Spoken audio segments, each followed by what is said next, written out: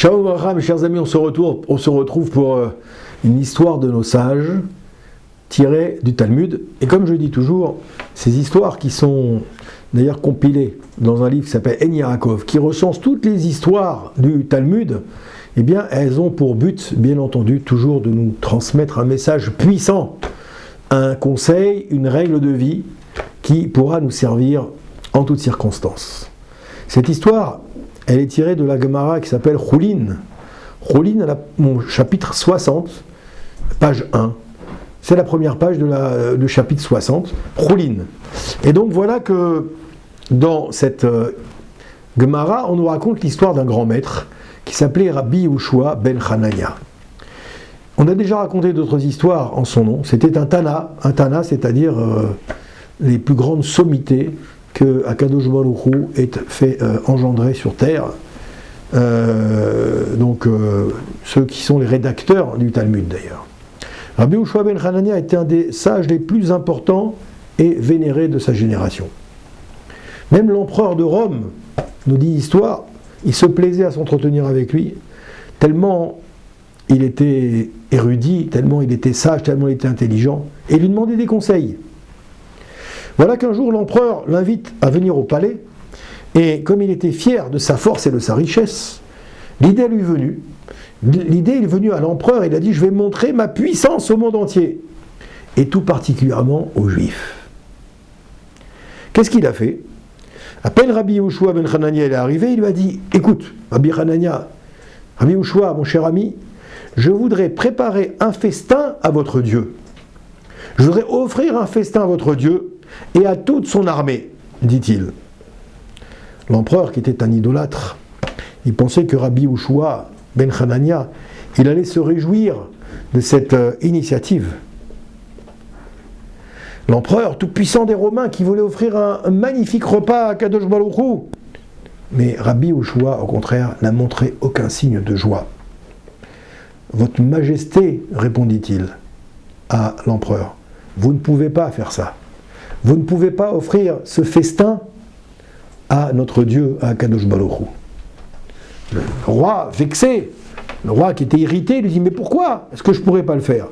Les trésors de l'Empire de Rome ne sont pas assez importants pour acheter tout ce qu'il est nécessaire pour faire un festin pour votre Dieu. » En effet, dit Rabbi Yehoshua, ils ne suffiront pas, car les troupes de Dieu sont extrêmement nombreuses. Alors, malgré tout, l'empereur a insisté. Je souhaite à tout prix organiser un festin pour Dieu. Ma seule question est, à quel endroit faire ce festin ? Rabbi Yehoshua vit que l'empereur s'obstinait à réaliser son plan et qu'il ne comprenait pas qu'un être humain ne peut pas préparer un festin pour Akadosh Baruch Hu.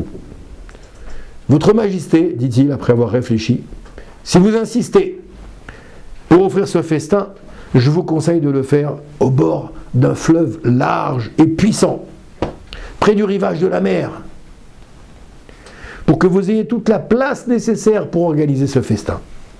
L'empereur suivit son conseil. Merci pour ton conseil, Rabbi Yehoshua. Il envoya de nombreux serviteurs pour préparer cet endroit spacieux au bord d'un fleuve qui lui-même était au bord de la mer. Oui, il fit apporter des tables, des bancs, des chaises, des fauteuils, des assiettes, des coupes, des cruches, du vin, de l'huile, tout le nécessaire. Il a fait venir ses meilleurs cuisiniers qu'il a amenés là-bas sur ce rivage. Les meilleures cuisinières, les meilleurs cuisiniers, pour faire griller, pour faire frire, pour faire rôtir toutes sortes de délicatesses royales.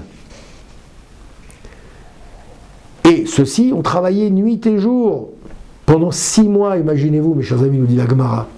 Pendant 6 mois, ils ont travaillé pour préparer ce festin durant les mois d'hiver, durant les mois de printemps, durant les mois d'été. L'empereur, il prit soin de surveiller lui-même que tout soit préparé comme il convient. À la fin de l'été, tout était presque prêt. Mais un jour, le vent commença à souffler. Il devient de plus en plus violent.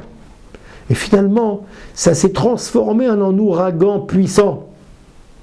Et vous avez compris ce qui va se passer, catastrophe. L'ouragan puissant va renverser va détruire, va balayer, va emporter dans la mer tout ce que l'empereur avait préparé pendant 6 mois, nous dit la Gemara. L'empereur en éprouva beaucoup de peine. Il était peiné, il avait beaucoup de chagrin, mais il n'a pas cédé. Il a dit, comment pouvait-il renoncer à son plan et avouer qu'il ne voulait pas faire tout ce qu'il désirait. À peine l'ouragan passé, il a recommencé tous les préparatifs depuis le début. Il a tout recommencé. Ses nombreux serviteurs, ils ont peiné à nouveau. Et lui-même, il a supervisé à nouveau ses travaux pour que tout soit fait selon sa volonté. On fut occupé à la préparation du festin pendant encore 6 mois. Cette fois-ci, c'était l'automne et l'hiver. La première fois, c'était le printemps et l'été, excusez-moi, j'ai oublié de le préciser. Là, c'était maintenant la deuxième période, l'automne et l'hiver. Et là, tout était presque terminé. Ils allaient faire le jour de l'inauguration de ce festin que une pluie se mit à tomber.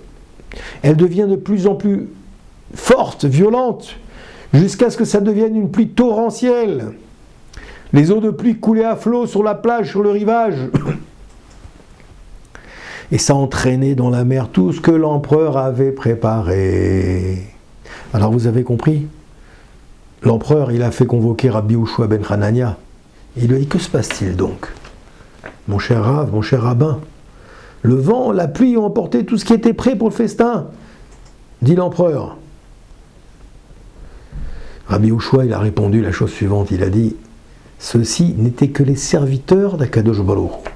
La pluie, le vent, le tonnerre, les éclairs, l'ouragan, tout ça, c'était que des serviteurs d'Akadosh Baruch Hu. Ils devaient balayer et laver le sol avant l'arrivée des invités. Par la même occasion, ils ont pris leur part.